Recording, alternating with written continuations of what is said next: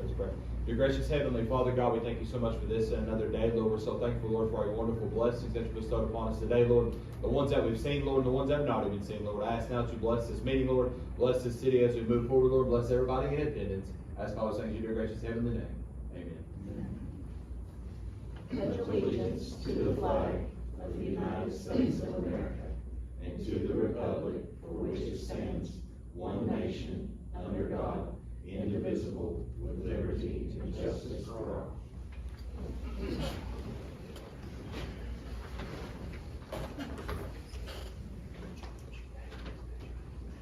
Okay, it is August 19th, 5 p.m., and I would like to call the Corbin City Board of Commissioners meeting to order with a roll call, please. Moore, Here. Shepherd, Here. Baker, Here. Gamble, Rasmus, Here. I just now remembered the trick.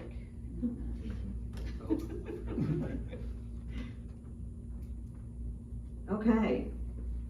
I don't know why I didn't think of that before. All right, so first is to approve the July bills for payment. is that motion? Second. Moore, Yes. Shepherd, Yes. Baker, Yes. Rasmus, Yes. Approve the minutes from the July 30th special called meeting. Is that motion? Second? Shepherd, Yes. Baker, Yes. Moore, Yes. Rasmus, Yes. All right, the second reading of ordinance 2024-2, an ordinance annexing into the city limits of Corbin, Kentucky, a certain tract of real property consisting of a portion of Interstate Highway US 75 and State Right-of-Way Highway 25E, Cumberland Gap Parkway. ordinance number 2024-2, an ordinance of the city of Corbin, Kentucky, annexing into the city limits of Corbin, Kentucky, a certain tract of real property and establishing the zoning classification for said tract of real property owned by individual property owners. Second reading, August 19th, 2024. Make a motion? Second. Baker, Yes. Moore, Yes. Shepherd, Yes. Rasmus, Yes. All right, so now we've got 2 weeks that we have to advertise this. 1 week that we have to advertise this in the paper, and then we can start bringing our Laurel County businesses that have requested to come in the city limits. So about August 29th, we will be able to start doing that. So with that in mind, we want to go ahead and do a first reading of the Laurel County occupational tax ordinance. Ordinance number 2024-6, an ordinance of the city of Corbin, Kentucky to implement occupational license fee on all compensation earned by every person and all business activities conducted within the portion of the city located within Laurel County, Kentucky for work done and services performed or rendered. Whereas the city of Corbin deems it necessary and equitable to levy and collect occupational fees on any business, trade, occupation, profession, or other activity for profit within the city of Corbin, whereas the occupational license fee is authorized and within the parameters of those set by KRS 91.200, whereas the collection of such occupational license fees will be allocated to revenue purposes for the city of Corbin, whereas the collection of such occupational license fees under this ordinance are applicable only to business, trade, occupation, profession, or other activity for profit conducted within the portion of the city of Corbin located in Laurel County, Kentucky, and now therefore be it ordained by the city of Corbin in Laurel County, Kentucky as follows. Section 1. Every person or business entity engaged in any business, trade, occupation, or profession, and any person or business entity that makes a filing with the Internal Revenue Service or the Commonwealth of Kentucky's Revenue Cabinet shall be required to file and pay to the city an annual occupational license tax for the privilege of engaging in such activities within the city of Corbin. The occupational license fee that is levied and imposed by this chapter is at a rate of 1% of all wages and compensation paid or payable to every resident or non-resident employee for work done or services performed or rendered in the city of Corbin, and 1% of the net profit from business activities conducted in the city of Corbin by a business entity. The occupational license fee enacted herein shall not apply to the business, trade, occupation, profession, or other activities listed in KRS 91.200, Section 3. Section 2, all business entities required to file a return and all employers must apply for an occupational license tax reporting number from the city of Corbin before commencing business. Business entities and employers are required to notify the city of Corbin of any change of address, cessation of business activity, and or of other changes which render the information in the application inaccurate. Section 3, every employer making payment of compensation to an employee shall deduct and withhold upon the payment of the compensation the occupational license tax imposed under this ordinance. Every employer required to deduct and withhold occupational license taxes under this section shall report for the quarterly periods ending March 31st, June 30th, September 30th, and December 31st of each year the wages or compensation from which occupational license taxes have been so withheld on or before the last day of the month following the end of each such quarter, and shall make the payment required to be made on the account of such employee withholding of occupational license taxes on or before the time required for the filing of the quarterly returns. Every employer shall also deduct from each employee who receives non-cash fringe benefits taxable for federal income tax purposes at the time at which the receipt of such non-cash benefits by the employee is required to be reported by the employer for federal income tax purposes. The occupational license tax arising from the employee's receipt of such compensation, and the employer shall remit to the city of Corbin with a deposit made for the period in which such non-cash benefits are so reported, the occupational license tax due on such non-cash fringe benefits. The employer may report the value of fringe benefits provided during any period commencing no earlier than November 1st of any year as having been paid by the employer and received by the employee during the following year, provided that the reporting for occupational license tax purposes is consistent with the reporting for federal income tax purposes. Occupational license tax should be paid on the non-cash fringe benefits subject to federal income tax as provided by the Internal Revenue Code and as provided by the Code of Federal Regulations in effect for the licensee's taxable year, and such non-cash fringe benefits shall be valued for purposes of the imposition of the occupational license tax as provided by the Internal Revenue Code and as provided by the Code of Federal Regulations in effect for the licensee's taxable year.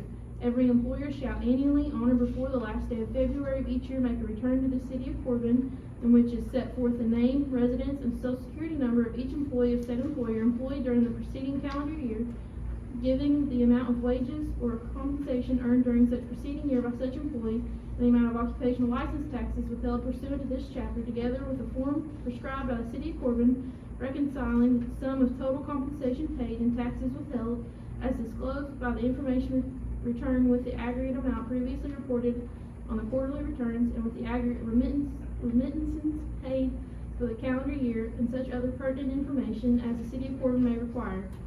Every employer shall furnish each employee a statement on or before January 31st of each year showing the amount of compensation earned and the occupational license tax deducted and paid by said employer during the preceding calendar year. Each employer, in the event of overpayment by the employer of the employee occupational license tax, shall, upon request by the employee and may on its own initiative, apply to the city of Corbin for a refund on behalf of the employee, provided, however, that no employer shall be required to make an application hereunder on behalf of an employee if the employer remits the overpayment directly to the employee and unless a refund of $1 or more is due to that employee. Unless written application for refund or credit is received by the city of Corbin from the employer or employee within 2 years from the date the overpayment was made, no refund or credit shall be allowed. Every employer who is notified of or discovers an underpayment by the employer of the employee occupational license tax shall correct the previously submitted returns which has shown the underwithholding and shall remit payment of the employee occupational license tax not previously paid, together with any applicable penalty and interest. Every employer who fails to withhold or pay to the city of Corbin any sums required by this article to be withheld and paid shall be personally and individually liable to the city of Corbin for any sum or sums withheld or required to be withheld in accordance with the provisions of this section. Any person holding an office of any business entity subject to this section shall be personally and individually liable, both jointly and severally, for any occupational license tax required to be withheld from compensation paid or payable to one or more employees of the business entity, and either the corporate dissolution or withdrawal of the business entity from the city of Corbin or the cessation of holding any corporate office shall discharge the liability, provided that the personal and individual liability shall apply to each and every person holding the corporate office at the time the occupational license tax becomes or became obligated. No person shall be personally or individually liable under this subsection unless such person had authority to collect, truthfully account for, or pay over the occupational license tax imposed by this chapter at the time that the taxes imposed by this chapter become or became due.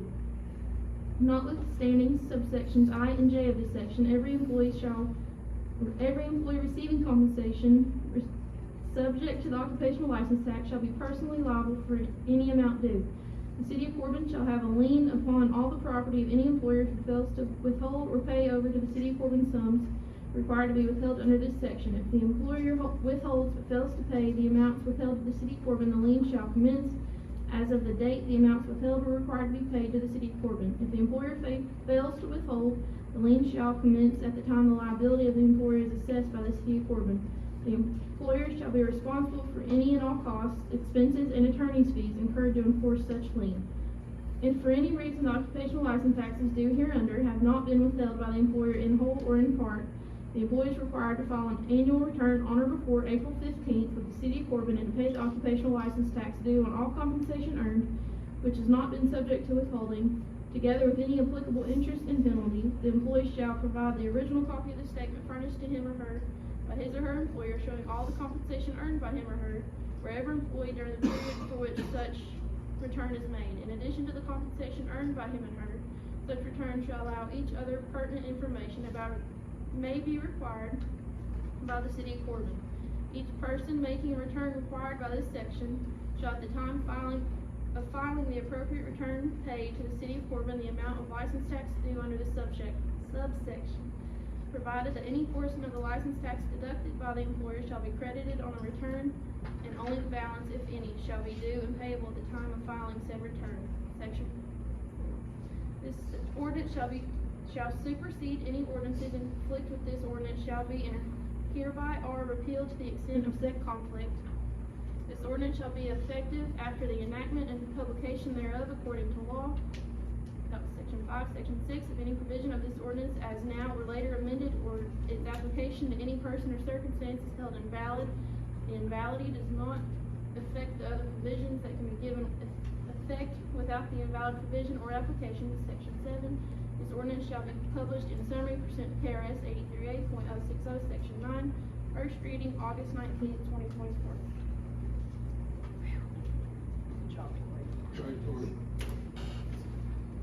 All right, do I have a motion? Make a motion. Second? Any discussion? Moore, Yes. Shepherd, Yes. Baker, Yes. Rasmus. Yes. All right, next is to approve the SRO contract with Corbin Independent Schools for school year 2024-2025. Bob, do you want to explain why the contract says 4 SROs, even though really it's only 2 SROs, and we're not responsible for any? You got zero liability in this thing to be reimbursed by the Board of Education. The decision was made to go ahead and do the new contract, just like the old one, because I think it's October, September, we're gonna go forward. We have our own police force, except for 2 people that were, the grants still in effect. This was better than to have 2 separate, and another one, that month away. So, I'm comfortable with it. So Bob, we budgeted for 2, but we get our money back on those. Yeah, that's right. Even those. Yeah. And then there's a catch-all in this contract, so either party can cancel it on those notes. So, problem is. Added, right, Yeah. added protection. Yeah. But they need a contract before the school starts. If Yeah. you don't have a contract, it expired. Right. So the cities have to also have something in place. Yeah. Liability. I'll make a motion to approve and sign the contract with the Corbin Board of Education for our SRO. Second. Shepherd, Yes. Baker, Yes. Moore, Yes. Rasmus. Yes. Okay, accept the resignation of Philip Claxton at the Corbin Recycling Center effective 8/1/2024.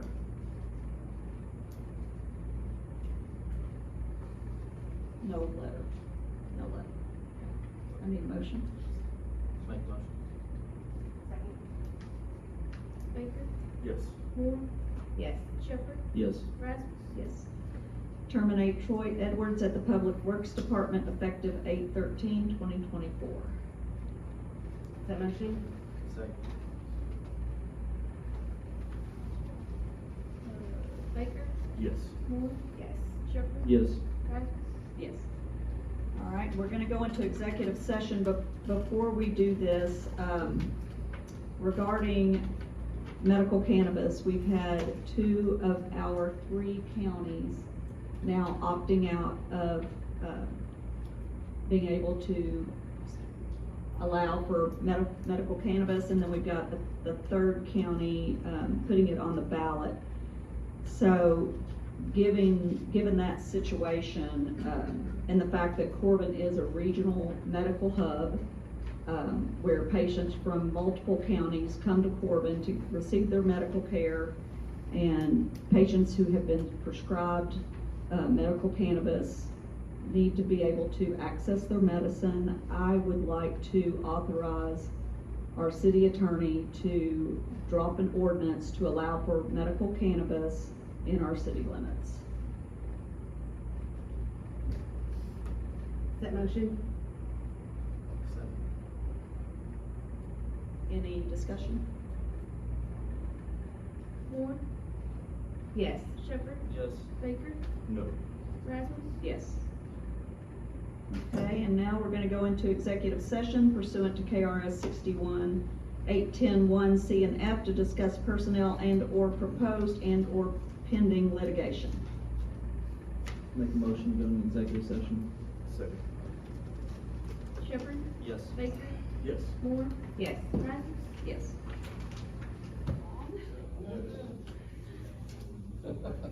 You go finish.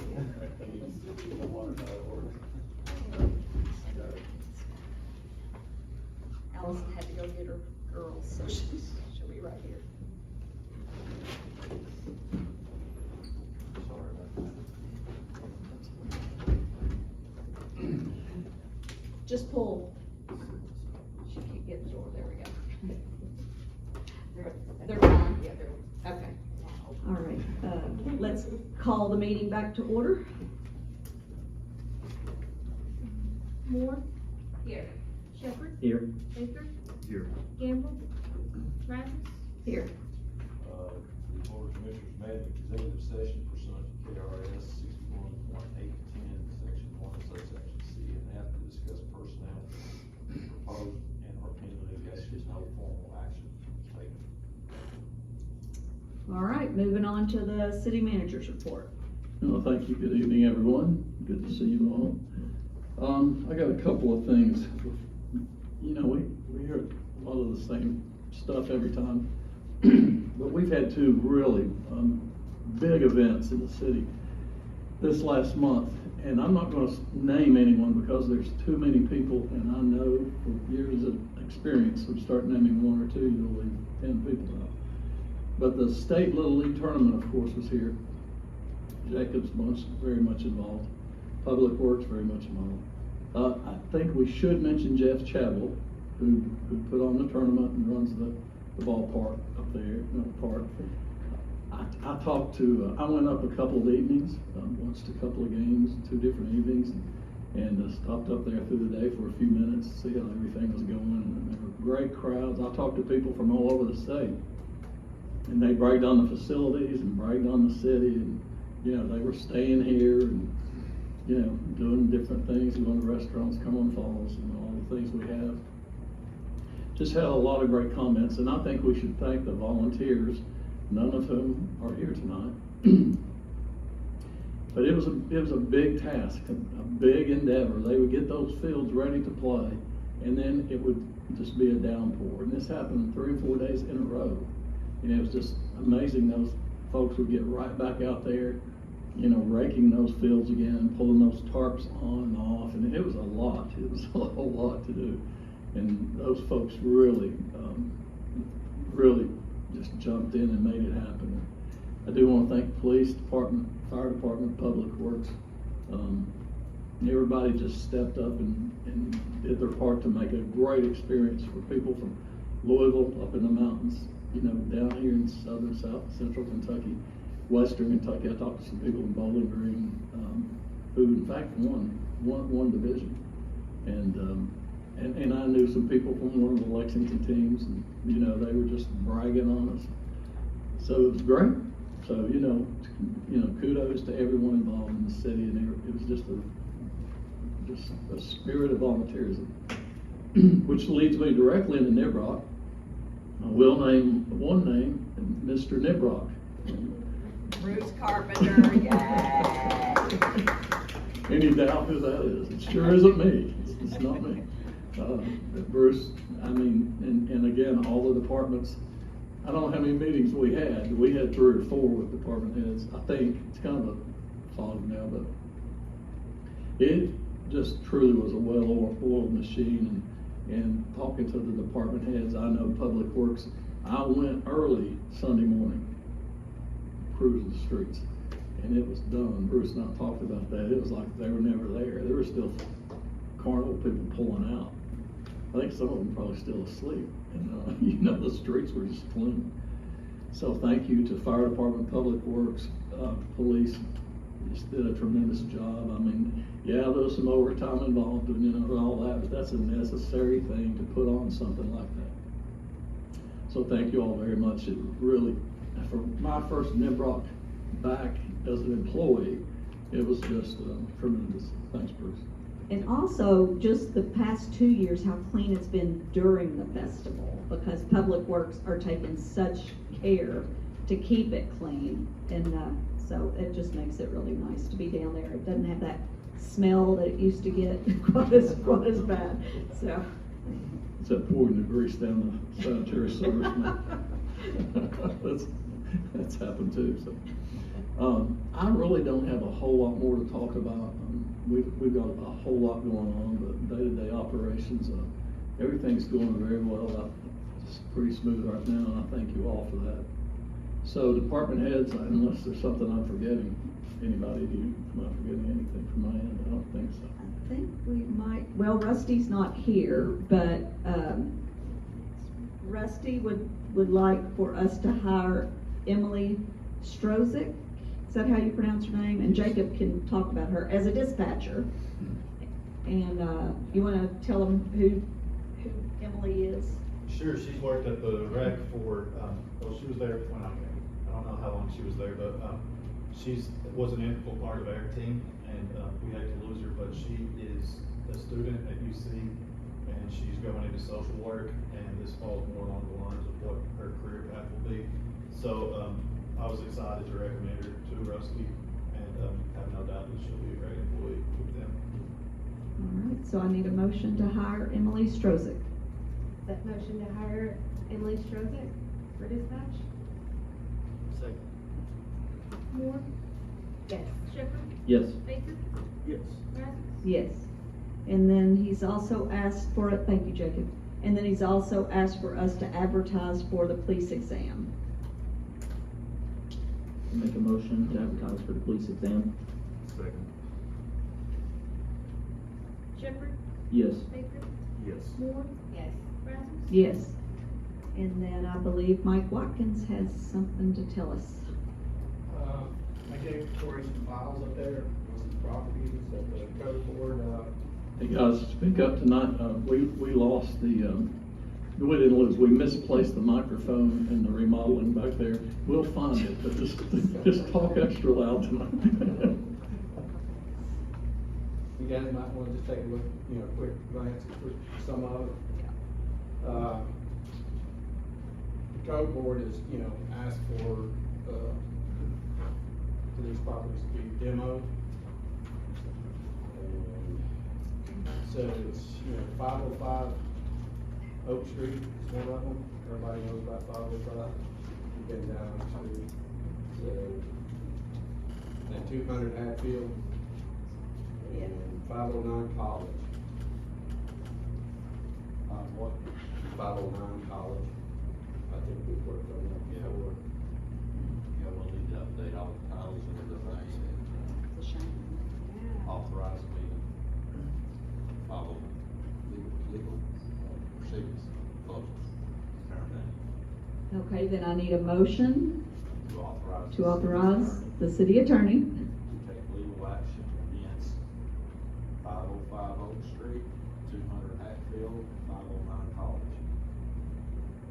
So moved.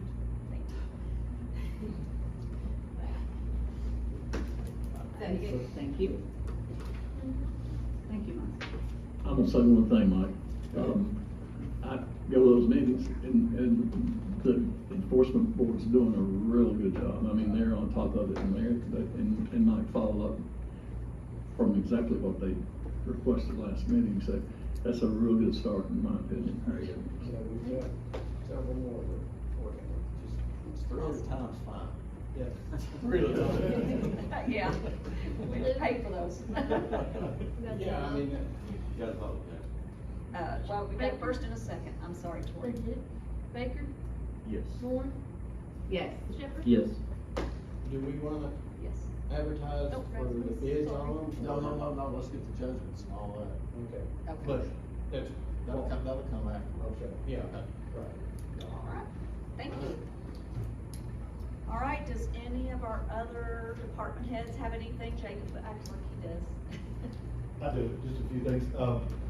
Happy that the splash pad is open. I'm not giving you all a tentative date this time around. Also, I think I have most all good news tonight. The pool I wanted you all to know, the pool brought in over $20,000 in June and July, so those are peak months, but, it was a good summer at the pool. There were a few days that we had some high chlorine levels or things like that it was shut down. Scott already touched on the State Little League tournament. That board did a great job with that, and proud of, the Parks and Rec department. Those guys worked, a lot of overtime, the few days with the weather, putting the tarps on the field, covering the fields, and then we used Rotary Park, which was actually in good shape and able to be used, but, Jeff did a great job working at the spur of the moment, and, the storms coming in, and our guys did a great job to help out. Also want to touch on TCSA, football and soccer are starting practices this week. The first football game will be on Labor Day. We met with Sam and, with the parents of Drake Sutherland, and they'll be doing a special ceremony there at that first game for him. The Parks and Rec strategic plan is finishing up this month with the engineer firm that I've been working with, so hopefully next month we'll be able to, kind of talk about the direction that the department's gonna go in the future. And then switch gears onto downtown Corbin. I'm currently doing the business retention and expansion survey. I've interviewed 31 businesses and have 7 scheduled this week. So I'm making the rounds, getting to know all the business owners in town and hearing their needs and, hearing some common themes amongst them that are mainly positive, a few negative things that we can work on, but we'll talk about that in next couple of months, over the next couple of months. And then Oktoberfest is October the 12th, and I want to thank Nancy and Tourism. They are working on getting the vendors in town and getting them registered and mapped out. We're going to be working on doing some new programming and continuing the old programming that Oktoberfest had. I'll talk about that next month as well. And last thing, we're hosting the Bright Leadership Kentucky group. They're going to be in London, but I was able to steal them away for a day to bring them to the Corbin. So they're going to do the falls that morning, and then they're going to spend the afternoon and evening in downtown. So I know I want to invite all of you. I'll send out a text to tell you the exact details. I think we're going to be at the Wrigley that night, though, if you want to come and mix and mingle with young leaders in our region. All right. Thank you all. Good job, Jacob. Thank you. Jeff, Barry, nothing? No? Nancy, what about you? You got something? I guess, Miss, Okay. thank you. Like many of you, I can stand here and tell you about all the great things that we have going, but I promise after the first presentation, I keep it short. So I did want to share, mark your calendars for Dessert Week. It kicks off September 30th and goes through October 5th, so that's probably gonna be my favorite week of the year as far as our food weeks are concerned. I wanted to share too that in looking at the meetings and conference sector of Corbin Tourism, we have launched a microsite for our meetings and conferences. And, a lot of these projects are things that Maggie had already had into play, so I came in at a really great time. Just take a kind of, look at it. everything is kind of just falling in place for me, so, but it's called Corbin Meets, it's corbinmeets.com. You can also navigate to that from the tourism website, so corbinkytourism.com, and you click on Meet with Us, and that will take you to that microsite. It's a wonderful site, it's very impressive. I'm excited to kind of come in at this tail end, and be able to share that with all of you. So, with that, in the fall, we've got a huge campaign kind of rolling out for meetings and conferences, introducing Corbin to a lot of those meetings and conference planners, that may not know about us, so we're excited about that. And then the last thing I really wanted to share with you all, and I've mentioned this to a couple of you, we've got a really important survey project that we're working on, and it's with Longwoods International, and Longwoods International is a destination tourism market research partner, and so they're gonna help us conduct research in Corbin through a resident sentiment survey.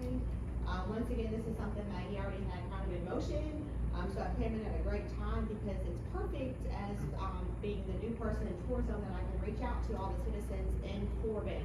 So this isn't reaching out to tourists, this is getting feedback from the Corbin residents on, how they feel that tourism is doing in Corbin, kind of positive and negative feedback do they have for us, and how can we kind of look at the strategic plan and grow from their input. So it's a very important survey. I will ask all of you to please take it. Anyone that has a Corbin zip code, to please take it and share it with everyone. I did share the timeline a little long when I had initially mentioned it to a few of you. So the survey itself will not launch until October 21st. So that is our proposed launch date at this time. I originally said it was gonna be about a 15-minute survey. We are trying to cut that to no more than 10 minutes if possible. I think that's all that I have for you, but thank you for letting me share that. You're doing a great job, I Nancy. appreciate it. Thank you so much. It's been a lot of fun. Good. Yeah, thank you. All right. Survived your first nipple. I did, yeah. About what, 2 months and 9 days now, so we're doing good. All right, Bruce, what's going on? I just wanted to echo Scott's words and thank you and the commission and Scott and Jacob and Barry and Rusty and Jeff and Nancy and everybody for all the help here in Niprock. There's a lot of moving parts in that, and there was nothing that I asked or requested help on. A lot of it on the fly when you're doing things like this and moving, and on behalf of the chamber and myself, we just really appreciate it. You know, it takes a lot of effort by all of us, and we're certainly aware of that. And again, thank you all for everything. Thank you, Bruce. Thank you for all your hard work for how many years now? 40-something. Thank you. 40, yeah. Thank you, thank you. All right, anybody got anything? If not, Andrea, do you have any? This month's topic is traffic. Yeah, our favorite subject. Years ago, I came in front of a commission and asked to do something about speeding on Kentucky Street from 19th on down. And I was told that I couldn't, at that time, that the speed limit could not be dropped because it was not adjoining school board property. Well, we definitely adjoin school board property now, and we're gonna have even more traffic if the school board does what they're proposing to do. So I would like to suggest that we drop that speed limit, because 25 on that miles an hour on that little street where 2 cars can barely pass. And now we have mailboxes on the utility strip, so you can't even use that to get out of the way. We have, you've got the high school traffic, you've got Wayne Supply traffic, then you have the ones that want to shortcut and beat the red light, which means they want to drive way too fast to start with.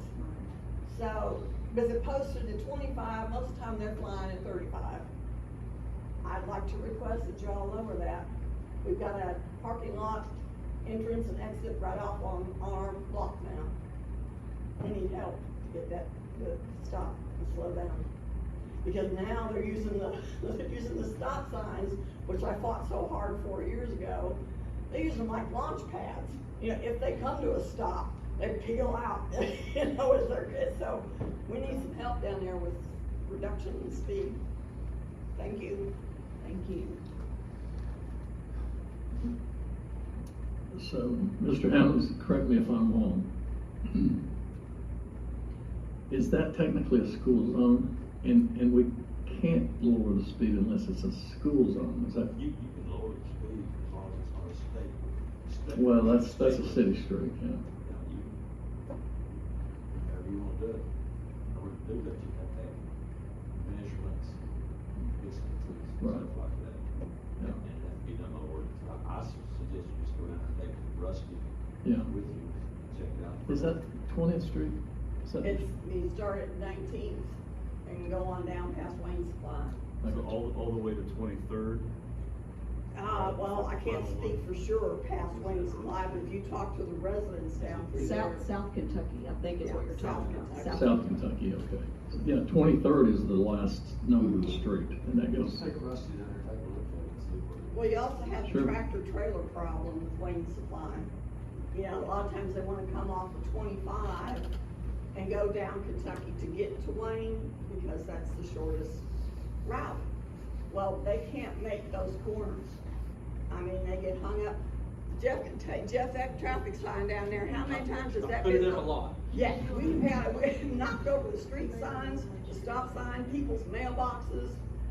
You know, it's, To Andrew's point, I think we had already talked about this before too, as a commission, but it might be worth looking into just a little bit more other options. Perhaps like a hump or a speed hump around there. We've had several complaints in the neighborhoods surrounding the high school of they like to going race. really fast. They like to there. drag race. I mean, seriously. We'll just look at, Like Bob said, I'll take Rusty and we'll just look at it and discuss the possibilities and believe that, look it up to you all. It has to be done by ordinance, as Bobby said, so. We'll come look at it. Thank No you. problem. We've been down at 20th and Main on this Safe Streets, program. Yeah, I mean, no traffic light there. That is a major, Of course, that's a state highway. yeah, I know. But, you know, when you've got students, faculties, buses, you know, trying to come out there and there's no break in the traffic and you can't always see because of cars that are lined up. We've actually addressed that with one business owner down there. And I drove by there, in fact, today, and that looks a little better. So, you know, Parking before up to the school corner. starts back, I mean, I'm sorry, they don't teach driver's ed in school anymore. You know, these teenagers are not getting a solid base to learn to drive on anymore. We'll come look at it. Thank you. Yeah, That was no one of my problem. favorite classes. Was it the teacher's favorite? Coach Tremaine. He's over a breakout on mine. How many of them had a breakdown? Right. All right, anybody else? With that, I'll entertain a motion to adjourn. Motion adjourned. Second. Moore, Yes. Shepherd, Yes. Baker, Yes. Pratt, Yes.